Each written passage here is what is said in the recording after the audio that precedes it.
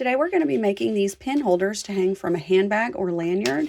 The materials needed are in the instructions to the design, which I will link below this video, but it's really easy. It's just 2 pieces of vinyl or faux leather or cork fabric for the front and back, and then you'll need a strip of vinyl or faux leather to put on the front to hold your pin.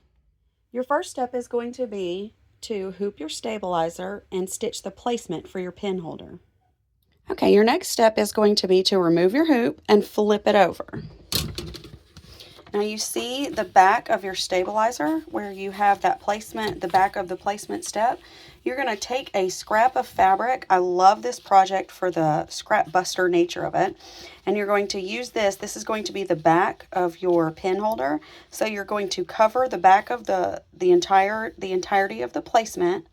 And you're going to pin that from the front, or since I have Easy Frames by Durkee, I usually clip mine in place using little wonder clips.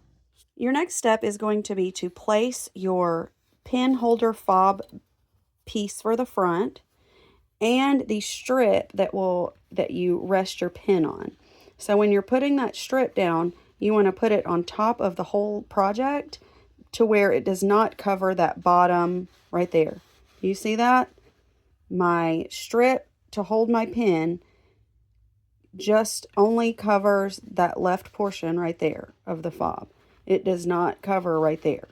Okay, so you're going to tape or pin these into place.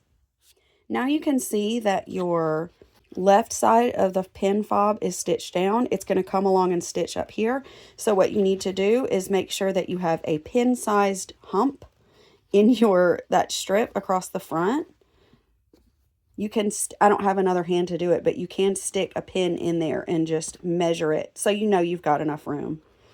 And then I'm going to, making sure to stay out of that stitch path, I'm going to pin it right here.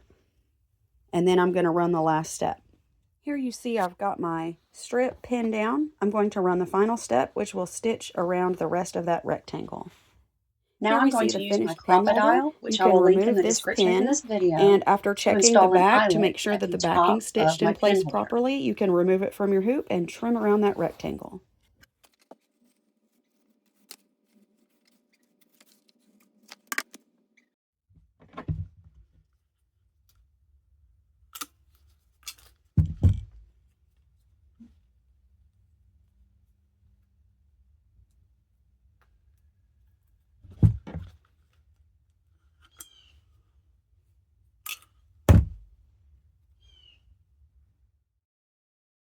This lobster clasp hardware I got from Amazon, so I put the jump ring through my eyelet, and then I can clip it onto a lanyard using the lobster clasp, and then you just put your clicky pin through, and it hangs onto it on your lanyard.